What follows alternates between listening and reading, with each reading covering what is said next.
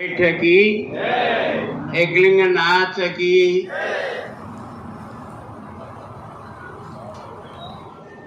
आज के इस कार्यक्रम में मंच पर जो भी लोग बैठे हैं वो सब आपके द्वारा पैदा किए हुए लोग हैं। हम जो भी यहाँ बड़े बड़े नेता कहलाते हैं इसको पैदा करने वाला यही कार्यकर्ता है जिसने अपने खून पसीने से इन सबको यहाँ ले जा कर के बैठाया।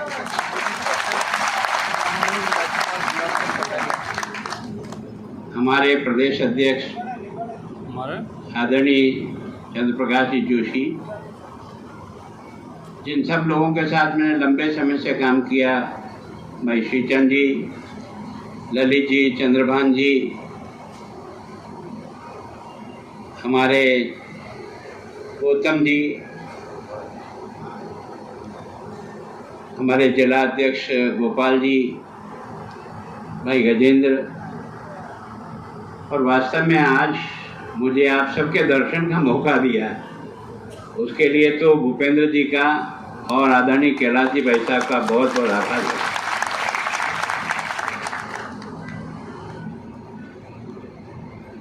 आज मेरा सौभाग्य है कि मैं चांदमल जी का भी दर्शन कर पाया, जिन्होंने इस पार्टी को अपनी जवानी में जिस ढंग से सींचा है, मैंने इनको प्रत्यक्ष मोटरसाइकिल पर देखा है। आज मेरे सामने कई लोग, हम मंच पर हैं पर हम सबको तैयार करने वाले लोग नीचे बैठे हैं। आदरणीय गुप्ता जी, मैं पता नहीं आप में से अधिकांश के साथ मैंने काम किया है। पारस जी, आप सब कार्यकर्ताओं का बहुत बहुत धन्यवाद करता हूं कि आपने एक विचारधारा का काम करने का प्रयास किया। और चित्तौड़ हिंदुस्तान में पहला जिला है जिसने जनसंघ का पहला एमपी अगर किसी ने भेजा तो चित्तौड़ ने भेजा। 3 एमपी कुल आए थे, उसमें डॉक्टर श्यामा प्रसाद मुखर्जी भी थे और एक हमारे यहाँ बैरिस्टर उमाशंकर त्रिवेदी भी थे। इसका मतलब कि चित्तौड़ के कण कण में देश के लिए और देश के इतिहास के लिए और अपने पूर्वजों की जो कमाई हमारे पास थी, उसको अगर सबने पहले विचारधारा के आधार पर अगर राजनीति में किसी को आशीर्वाद दिया तो उस संगठन को दिया जिसके बारे में लोग मजाक करते थे, इस दिए में तेल नहीं, सरकार बनाना खेल नहीं। उसको अगर पहली बार किसी ने दीपक जलाने का प्रयास किया ना, वो ये धरती है। और ये वो धरती है जिसने हमारे मान, सम्मान, धर्म, हमारे श्रेष्ठ पुरुष और जितने भी तीर्थ स्थान हैं उनको बचाने के लिए सबसे ज्यादा सर अगर किसी ने दिए हैं तो चित्तौड़ की सरजमीन ने दिए हैं, जो इतिहास में हमारे। सच में आज आप हमें भले महामहिम कहो पर पैदाइश हम आपकी हैं। आपके ही जीवन को देखकर, आपके बीच में काम करके ही कुछ सीखे हैं और आदरणीय भैरव सिंह जी के साथ रहने का मौका मिला। पदम सिंह जी के साथ मेरे को एमएलए बनकर पहली बार जाने का मौका मिला। मैं कभी कभी सोचता हूँ किस तरह के लोगों ने इस संगठन को सींचा है अपने खून पसीने से। जब वो साफा पहने हुए अपनी साइकिल पे राजस्थान की विधानसभा में जब आते थे, एकमात्र विधायक था जो साइकिल पे विधानसभा आता था, उसका नाम पदम सिंह जी पौसा था। तो इस क्षेत्र की जनता ने तो इस विचारधारा को ताकत देने के लिए जो भी कर सकते थे वो सब किया है। और वो किसके भरोसे किया? आप सबके भरोसे। हम यहाँ जो नेता हैं ना, वो हम अपनी स्वयं की अकल और अपने स्वयं के परिश्रम से नहीं आए। हजारों कार्यकर्ताओं का खून पसीना लगा है, तब जाकर के हम तैयार हैं। और हम भारत के उस गौरव को स्थापित करने के लिए चले थे। कभी आपने और मैंने नहीं सोचा होगा कि धारा 370 हट जाएगी। नारे लगाते लगाते आपका और मेरा गला सूख गया। लोग हमें मजाक करते थे, कब तक बोलते रहोगे। जहाँ हुए बलिदान मुखर्जी वो कश्मीर हमारा है। जुलूस निकालते थे, मजाक करते थे, पीछे से टोंट कसते थे कि 70 बरस तो हो गए, अभी तक तो हुआ नहीं। पर दोस्तों, जब किसी मन से किसी श्रेष्ठ कार्य के लिए जब प्रयत्न करते हैं, ईमानदारी से प्रयत्न करते हैं, ऊपर वाला भी आपकी तपस्या को देखता है। और उसी तपस्या का परिणाम है जो लाखों कार्यकर्ताओं ने हिंदुस्तान में इस बात को देख करके कि देश का विभाजन ये एक खोड़ा है, इसको मिटाना है, और आज मिटा है। आप और हम सब लोग राम जी के नारे लगाते लगाते थक गए थे। सौगंध राम की खाते हैं, मंदिर यहीं बनाएंगे। लोग पूछते थे तारीख नहीं बताएंगे, हमारी मजाक करते थे, तारीख नहीं बताएंगे। लेकिन ईश्वर की भी कृपा रहती है, जब अच्छे मन से काम करते हो ना, तो कोई अदृश्य शक्ति है इस भारत में जो उसकी मदद करती है।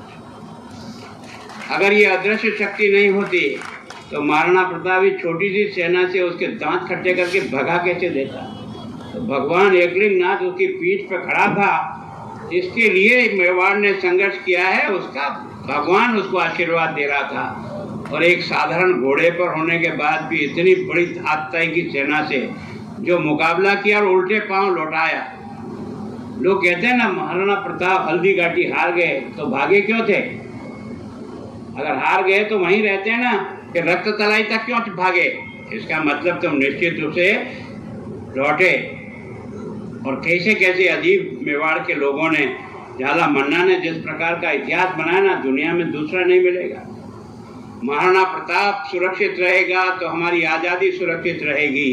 इसलिए आपका ये सब, जिसके कारण से आप युद्ध भूमि में महाराणा पहचाना जाते हो, वो आप मुझे दो। आपके घोड़े की टांग कट चुकी है, आपको सुरक्षित बचना होगा ताकि मेवाड़ की इस जंग को आगे तक लड़ाया जाएगा। और इसलिए आपने देखो कि किस तरह से वो अपने सर पर लेकर के मृत्यु को आलिंगन करता है। ये मेवाड़ का इतिहास बड़ा अजीब है। और मेवाड़ के तो आदमी ने नहीं, चेतक जैसे घोड़े ने जो स्वामी भक्ति का परिचय दिया, दुनिया में आज दिन तक उसका कोई मुकाबला नहीं कर सका यार। इसका मतलब कोई अदृश्य शक्ति है यार। उस घोड़े में भी इतना राष्ट्र प्रेम पैदा करती है कि अपने स्वामी को सुरक्षित निकालने के लिए तब तक दम नहीं तोड़ता है जब तक वो सुरक्षित वहां से नहीं निकल जाते हैं। इसका नाम चेतक है। हमने अपनी यात्रा इस राज की रोटियां खाने के लिए नहीं चली है कि हम इन पदों पर बैठकर बड़ी गाड़ी में बैठ करके अपना शौक पूरा करने के लिए नहीं चले। हम देश निर्माण के लिए चले हैं। हमारा उद्देश्य है हमारा अतीत, हमारा गौरवमय इतिहास, हमारी संस्कृति के मूल्य, हमारे ऋषि मुर्षि, हमारे महापुरुष जिन्होंने दुनिया में डंका तलवार के आधार पर नहीं बचाया, अपने ज्ञान के आधार पर और अपने चरित्र की क्षमता के आधार पर मनाया, उसको फिर से स्थापित करने की साधना में लगे। दोस्तों, ये जो 98 वर्ष की संघ की साधना है ना, ये उसकी बदौलत है कि आज तुम और मैं यहाँ सम्मान पूर्वक बैठे हैं। जिन्होंने डॉक्टर हेडगेवार ने जिस पौधा लगाया और जिस पौधे के पीछे हजारों संघ के प्रचारक ने झूला लटका करके गांव-गांव और गली-गली घूमकर आपको और मुझे तैयार करके इस महान यज्ञ में होमने का प्रयास किया है ना, ये उसकी बदौलत है कि आज आप और मैं यहाँ खड़ा हूँ।